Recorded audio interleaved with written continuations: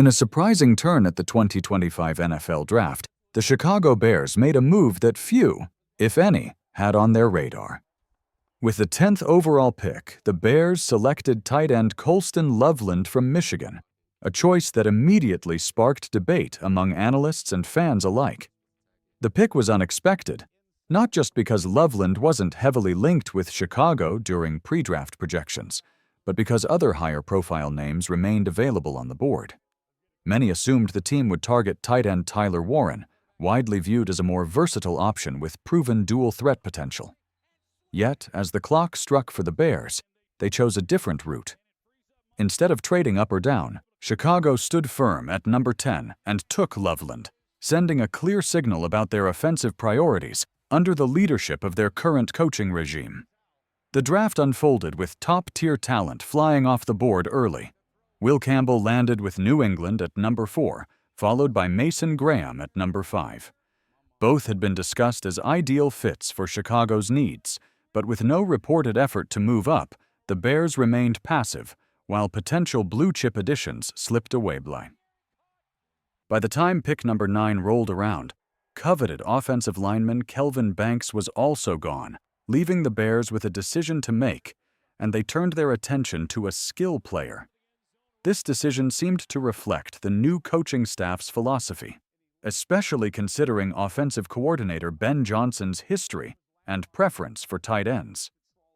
Johnson, a former tight ends coach in Miami, has a well-documented affinity for utilizing the position in creative ways. Now, alongside incumbent Cole Kmet and another recent addition from Miami, Loveland enters an already crowded tight end room with the expectation of being a focal point.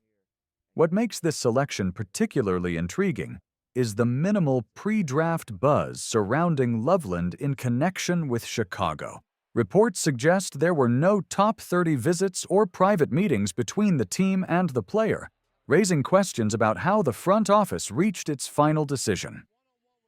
So who exactly is Colston Loveland? Standing at 6'6" and weighing 248 pounds, he offers an impressive physical frame for the position. He's slightly taller but lighter than fellow prospect Tyler Warren, and features a 32.14-inch arm length and 10-inch hand span. His athletic testing also drew attention, particularly an overall production score of 86 out of 100, placing him third among tight ends in this year's draft class. Loveland's statistical output over his final 2 seasons at Michigan paints a picture of a consistent contributor. In 2023, he recorded 45 catches on 48 targets for 649 yards and 4 touchdowns, boasting an impressive 14.4 yards per catch. However, his production dipped slightly in 2024, finishing with 56 receptions for 582 yards and 5 touchdowns. The decline is notable, especially with a drop in yards per catch to 10.4. Still, much of this has been attributed to Michigan's transition at quarterback after J.J. McCarthy's departure. Despite the moderate statistical regression, Loveland's hands remained reliable. He posted a drop rate below 3.5% in 2024, a notable improvement from the previous year. His contested catch rate also ticked up to 20%, a sign of growth in his ability to make tough grabs in traffic. His receiving grade rose from 88.5 to 90.6, indicating refined route running and better overall consistency. Where Loveland falls short is in his blocking ability.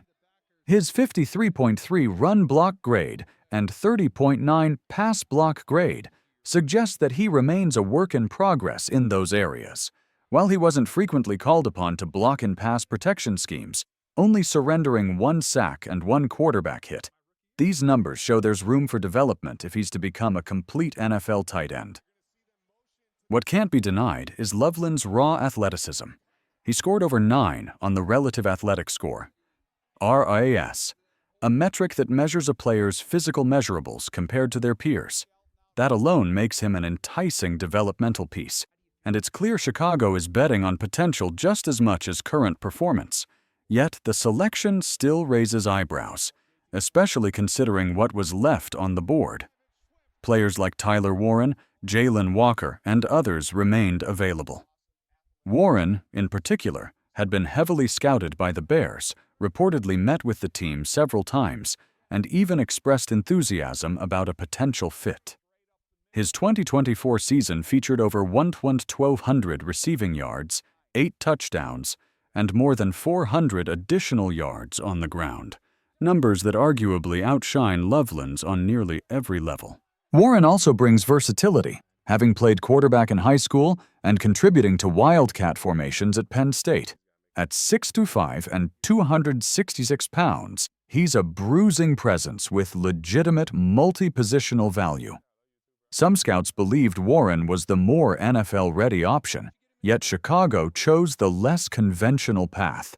So what does the Loveland pick signal about Chicago's vision moving forward? It appears the Bears are fully leaning into a dual tight end offense, with Loveland now pairing with Cole Kmet and supported by additional depth, including a recent free agent pickup from Miami. Chicago's offense may feature multiple tight ends on the field more frequently than in years past. This could be particularly beneficial for rookie quarterback Caleb Williams, who will benefit from intermediate safety valves in a 2-TE scheme. Offensive coordinator Ben Johnson's fingerprints are all over this strategy.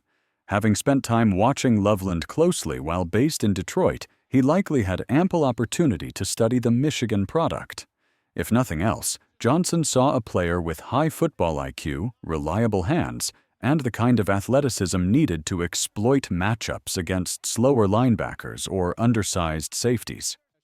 Still, it's difficult to overlook what was passed up. The Bears had clear needs along the offensive line and, at defensive tackle, positions still stocked with talent at the time of the pick. Many expected Chicago to either move back for value or trade up to secure a top-tier lineman, especially after Kelvin Banks came off the board at number 9. Instead, they stayed put and prioritized a position already considered relatively deep. This decision may hint at confidence in other areas of the roster, particularly left tackle Braxton Jones, who the team appears to believe in despite remaining options in the draft. It could also signal upcoming moves in the second round. With pick number 39 still on the table, the Bears are expected to target either a running back or defensive tackle. Names like Caleb Johnson or Cam Scott-Tebow have been floated as possible additions in the backfield, while others anticipate a splash pick at DT. Regardless, the Loveland selection now sets the tone for what could be a highly strategic second day for the Bears. While initial reactions to the pick have been mixed, the future remains wide open. NFL drafts often hinge less on immediate perception and more on how players develop over time. Loveland may not have been the flashiest choice, but if he evolves into a versatile offensive weapon, the Bears' brass will be vindicated. For now, the Bears have made their move. They've placed a bet on athleticism, scheme fit, and untapped potential. Whether it pays off won't be clear for some time, but the franchise has made one thing abundantly obvious. This is a new era for the Chicago offense, and it's going to look different.